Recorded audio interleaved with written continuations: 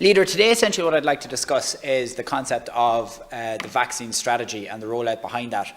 And we've seen really good news in recent weeks, wonderful news every Monday for the last 3 consecutive Mondays about the strength of the vaccines. We saw the Taoiseach yesterday say that he wants to present to Government on December the 11th what our rollout strategy is.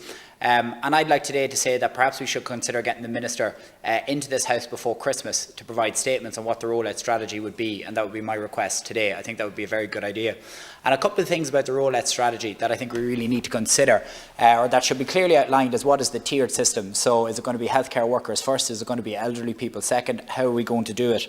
The other thing is that what are we going to actually do to encourage mass cooperation with it? What are the timescales that we want to? What are the targets and the timescales? Do we want to have X amount of the population vaccinated by Y date, for example? To have it really clearly lined out.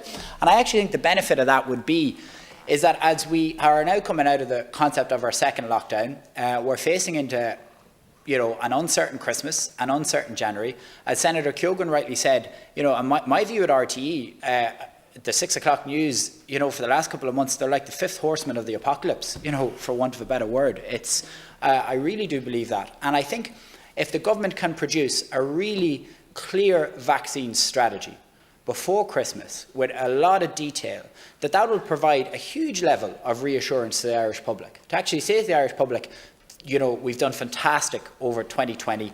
The light is at the end of the tunnel, and here's the plan for us to get out of it. And if we could publish that in as much detail as possible before Christmas, I think that would provide a great level of reassurance to the Irish public. Thank you, Senator.